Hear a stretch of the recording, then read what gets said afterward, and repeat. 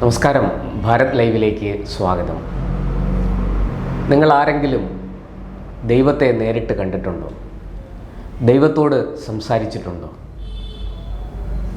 ഇല്ലെങ്കിൽ ഇതാ ദൈവത്തെ നേരിട്ട് കണ്ട, ദൈവത്തോട് സംസാരിച്ച ഒരാളെ ഞാൻ നിങ്ങൾക്ക് മുന്നിൽ അവതരിപ്പിക്കാം. അത് മറ്റാരുമല്ല, നമ്മുടെ രാജ്യത്തെ പ്രതിപക്ഷ നേതാവ് രാഹുൽ ഗാന്ധിയാണ്. കഴിഞ്ഞ ദിവസം ബീഹാറിൽ ഒരു തെരഞ്ഞെടുപ്പ് റാലിയിൽ സംസാരിക്കവേ അദ്ദേഹം പറഞ്ഞ വാക്കുകളാണ് ഇത്. അദ്ദേഹം പറഞ്ഞത്, എനിക്ക് ഒരു രോഗവും വരില്ല, എന്നെ ഒരു രോഗവും ആക്രമിക്കില്ല, കാരണം എനിക്ക് ഊപ്പർസെ, എനിക്ക് മുകളിൽ പിടിയുണ്ട്, ബന്ധമുണ്ട്, ദൈവവുമായിട്ട് എനിക്ക് നേരിട്ട് കണക്ഷനുണ്ട്, ഞാൻ ദൈവത്തോട് സംസാരിച്ചിട്ടുണ്ട് എന്നൊക്കെയാണ് രാഹുൽ ഗാന്ധി അവിടെ കാച്ചിയത്. എന്തായാലും ഒരു കാര്യത്തിൽ നമുക്ക് ആഹ്ലാദിക്കാം. ബീഹാറിൽ NDA വലിയ പരിശ്രമമൊന്നും കൂടാതെ, കഠിനാധ്വാനം ചെയ്യാതെ തന്നെ കേവല ഭൂരിപക്ഷത്തിലേക്ക് എത്തുമെന്ന് വ്യക്തമാണ്. ഈ കഴിഞ്ഞ 56 ദിവസം വോട്ടർ അധികാർ യാത്ര നടത്തിയതിന് ശേഷം 56 ദിവസം ബീഹാറിൽ നിന്ന് രാഹുൽ ഗാന്ധി മാറി നിന്നപ്പോൾ ഏറ്റവും കൂടുതൽ വേദനിച്ചത്, ഏറ്റവും കൂടുതൽ ദുഃഖിച്ചത് ബീഹാറിലെ BJP നേതാക്കളാണ്. കാരണം അവർക്ക് കൂടുതൽ ജോലി എടുക്കേണ്ടി വരും എന്നവർക്കറിയാം. മറിച്ച് രാഹുൽ അവിടെ ഉണ്ടെങ്കിൽ തങ്ങളുടെ ശ്രമം, തങ്ങളുടെ അധ്വാനം പകുതിയായിട്ട് കുറയ്ക്കാം എന്നും അവർക്കറിയാം. ഈ 56 ദിവസത്തെ ഇടവേളയ്ക്ക് ശേഷം രാഹുൽ അവിടേക്ക് വന്നപ്പോൾ സംഭവിച്ചത് BJPക്കാർ ആഹ്ലാദ നൃത്തം ചവിട്ടുക എന്നുള്ളതാണ്. അവർ ആഹ്ലാദ നൃത്തം ചവിട്ടുക മാത്രമല്ല, തിരഞ്ഞെടുപ്പിനെ ഒരു ആഘോഷമാക്കി മാറ്റിയിരിക്കുകയാണ്. കാരണം അവരെ സംബന്ധിച്ചിടത്തോളം വിജയം സുനിശ്ചിതമാണ്. വോട്ടെടുപ്പ് നടക്കുന്നതിന് മുമ്പ് തന്നെ NDA ക്യാമ്പിൽ പരിപൂർണമായ ആത്മവിശ്വാസം ഉണ്ട്. കാരണം രാഹുൽ തിരിച്ചെത്തിയല്ലോ. ഇങ്ങനെ ഈ സ്ഥാനത്തും അസ്ഥാനത്തും കിളിപോയ വർത്തമാനം പറഞ്ഞ് ജനങ്ങളെ കുടുകുടെ ചിരിപ്പിക്കുന്ന വെറും ഒരു കോമാളിയായി മാറിയിരിക്കുകയല്ലേ നമ്മുടെ പ്രതിപക്ഷ നേതാവ് എന്ന് ആരെങ്കിലും ചോദിച്ചാൽ അവരെ കുറ്റം പറയാൻ കഴിയില്ല. രാഹുൽ വിദേശത്തൊക്കെ പോയി പറഞ്ഞ കാര്യങ്ങളെക്കുറിച്ചൊന്നും ഞാനിപ്പോൾ കടക്കുന്നില്ല. പറയാൻ തുടങ്ങിയാൽ നമുക്ക് ഒരുപാട് കാര്യങ്ങൾ പറയാനുണ്ട്. നോക്കൂ, കോൺഗ്രസിനെ സംബന്ധിച്ചിടത്തോളം, ഇന്ത്യ സഖ്യത്തെ സംബന്ധിച്ചിടത്തോളം, മഹാസഖ്യത്തെ സംബന്ധിച്ചിടത്തോളം ബീഹാർ തെരഞ്ഞെടുപ്പ് ഒരു ജീവൻ മരണ പോരാട്ടമാണ്. NDAയ്ക്കും മറിച്ചല്ല അവസ്ഥ. കാരണം കേന്ദ്രത്തിൽ BJPക്ക് ഒറ്റയ്ക്ക് ഭൂരിപക്ഷമില്ല. നിതീഷിൻ്റെയും, അതായത് JDUവിൻ്റെയും, അതുപോലെ ചന്ദ്രബാബു നായിഡുവിൻ്റെ TDP തെലുങ്ക് ദേശം പാർട്ടിയുടെയും പിന്തുണയോടുകൂടിയാണ് BJP ഇന്ന് കേന്ദ്രം ഭരിക്കുന്നത്. അതിൻ്റെ അസ്വാരസ്യങ്ങളൊന്നും BJPക്ക് അല്ലെങ്കിൽ NDAയ്ക്ക് ഉള്ളിൽ അനുഭവപ്പെടുന്നില്ല. BJP വളരെ കംഫർട്ടബിളായിട്ട് മുന്നോട്ട് പോകുന്നു. അവർക്ക് മറ്റ് ബുദ്ധിമുട്ടുകളോ പ്രശ്നങ്ങളോ ഒന്നും ഈ മുന്നണിക്കുള്ളിൽ നിന്ന് അനുഭവപ്പെടുന്നില്ല. സമ്മർദ്ദമൊന്നുമില്ലാതെയാണ് BJP കേന്ദ്രഭരണം തുടരുന്നത് എന്ന് നമുക്കെല്ലാവർക്കും അറിയാം. പക്ഷേ ബീഹാറിൽ NDAയ്ക്ക് അടിതെറ്റിയാൽ അത് ഇന്ന് രാജ്യത്തെ നമ്മുടെ ഈ മുന്നണി സംവിധാനത്തിൻ്റെ സമവാക്യങ്ങളെ മാറ്റിമറിക്കുമോ എന്ന് പൊതുവെ രാഷ്ട്രീയ നിരീക്ഷകരും തെരഞ്ഞെടുപ്പ് വിദഗ്ധന്മാരും ഒക്കെ ചിന്തിക്കുന്നുണ്ട്. അതിനുള്ള സാധ്യത തള്ളിക്കളയാൻ കഴിയില്ല. കാരണം എങ്ങനെയും നരേന്ദ്രമോദിയെ പുറത്താക്കണം എന്നാഗ്രഹിച്ച് ഇന്ത്യക്കകത്തും പുറത്തും വൻ ശക്തികളാണ് കണ്ണിലെണ്ണയൊഴിച്ച് കാത്തിരിക്കുന്നത്. ഇന്ത്യക്കുള്ളിൽ BJP ഒഴികെയുള്ള രാഷ്ട്രീയ പാർട്ടികൾ, ഞാൻ വളരെ കൃത്യമായി ബോധപൂർവം പറയുകയാണ്, BJP ഒഴികെയുള്ള രാഷ്ട്രീയ പാർട്ടികൾ, അതിൽ NDA സഖ്യത്തിലുള്ളവർ പോലും ഉണ്ടാകാൻ സാധ്യതയുണ്ട്. എങ്ങനെയെങ്കിലും നരേന്ദ്രമോദി ഒന്ന് മാറിയിരുന്നെങ്കിൽ എന്ന് ആഗ്രഹിക്കുന്നു. ഇന്ത്യക്ക് പുറത്ത് വൻകിട മുതലാളിമാർ, വലിയ മൾട്ടിനാഷണൽ കമ്പനികൾ, അവരെ നിയന്ത്രിക്കുന്നവർ, പല രാഷ്ട്ര തലവന്മാർ നമ്മളോട് സ്നേഹം കാണിക്കുന്നു, നമ്മളെ കെട്ടിപ്പിടിക്കുന്നു എന്നൊക്കെ നമ്മൾ ധരിക്കുന്ന പല രാഷ്ട്ര തലവന്മാർക്കും ഉള്ളിലെ ചിന്ത എങ്ങനെയെങ്കിലും ഈ നരേന്ദ്രമോദിയെ ഇന്ത്യയുടെ പ്രധാനമന്ത്രി കസേരയിൽ നിന്ന് ഒന്ന് മാറ്റണം എന്നുള്ളതാണ്. അതിനൊക്കെ അവർ ഒളിഞ്ഞും തെളിഞ്ഞും പരിശ്രമിക്കുന്നുണ്ടെന്നുള്ളത് മറ്റൊരു സത്യം. എല്ലാ വെല്ലുവിളികളെയും എല്ലാ ഭീഷണികളെയും അതിജീവിച്ചുകൊണ്ട് നേരിട്ടുകൊണ്ട് മുന്നോട്ട് പോവുകയാണ് നരേന്ദ്രമോദി സർക്കാർ.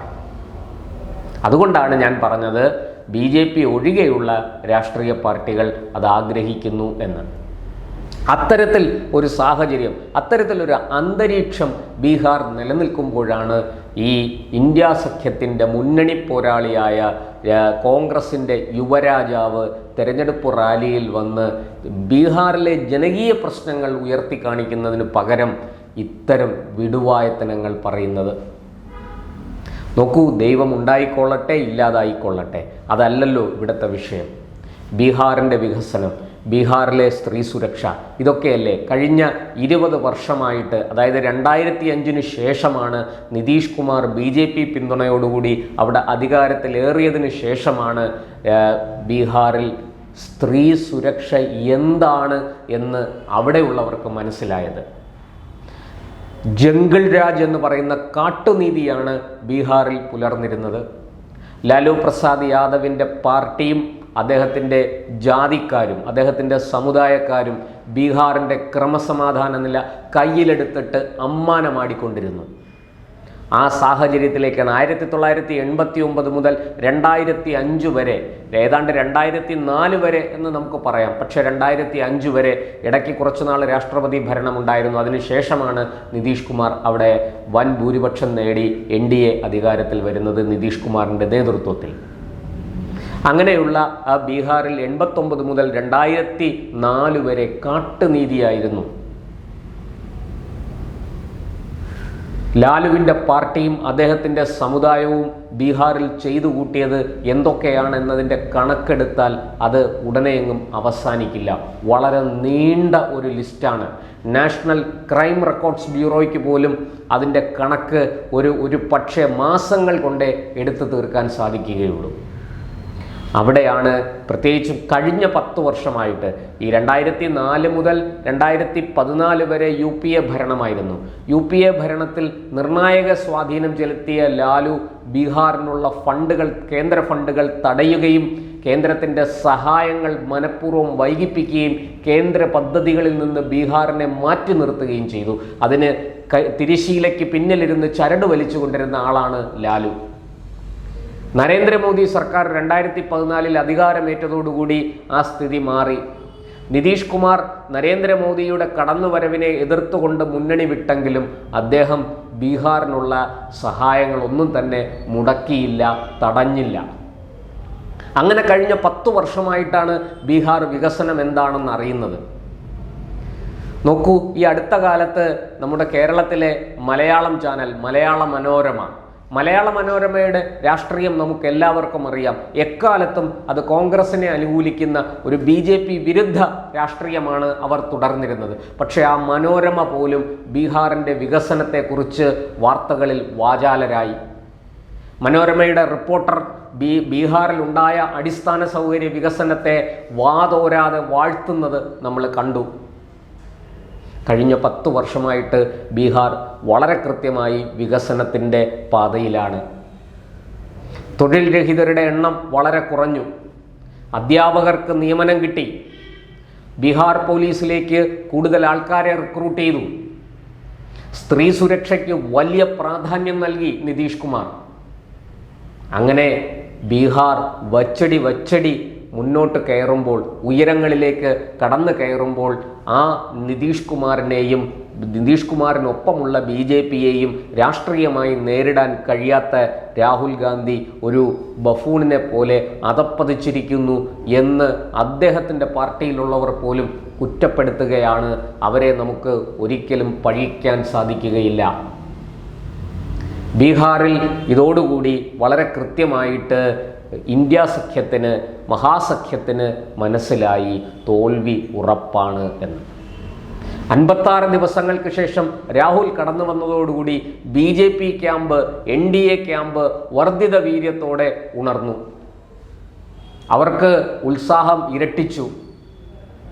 അവർ ആഘോഷിക്കുകയാണ് തിരഞ്ഞെടുപ്പിനെ. കാരണം വിജയം സുനിശ്ചിതമായിരിക്കുന്ന ഒരു തിരഞ്ഞെടുപ്പാണ്. അതുകൊണ്ട് തന്നെ അവരെ സംബന്ധിച്ചിടത്തോളം ആഹ്ലാദിക്കാനും ആഹ്ലാദ നൃത്തം ചവിട്ടാനും ആഘോഷിക്കാനും ഒക്കെയുള്ള അവസരമാണിത്. ലാലു പ്രസാദ് യാദവും മകൻ തേജസ്വി യാദവും ചേർന്ന് വലിയ വാഗ്ദാന പെരുമഴ പെയ്യിച്ചുകൊണ്ട് പ്രകടന പത്രികയൊക്കെ ബീഹാറിൽ അവതരിപ്പിച്ചിരിക്കുകയാണ്. പക്ഷേ ഈ കാറ്റുപോയ ബലൂൺ എങ്ങനെയാണോ അതുപോലെ രാഹുലിൻ്റെ വാക്കുകൾ ഈ മഹാസഖ്യത്തിൻ്റെ കാറ്റൂരി വിട്ടിരിക്കുകയാണ്. എന്തായാലും വരും ദിവസങ്ങളിൽ പപ്പുമോനും പിങ്കിമോൾ കൂടെ അവിടെ എത്തിയാൽ തികഞ്ഞു എല്ലാം. അങ്ങനെ ഈ പപ്പുമോനും പിങ്കിമോളും കൂടി ബീഹാറിനെ ഒരു വെള്ളിത്താലത്തിൽ വെച്ച് NDAയുടെ നിതീഷ് കുമാറിൻ്റെ കാൽച്ചുവട്ടിൽ കൊണ്ടുചെന്ന് വെച്ചു കൊടുക്കും എന്നാണ് തെരഞ്ഞെടുപ്പ് വിദഗ്ധരും രാഷ്ട്രീയ നിരീക്ഷകരും ഇപ്പോൾ അഭിപ്രായപ്പെടുന്നത്.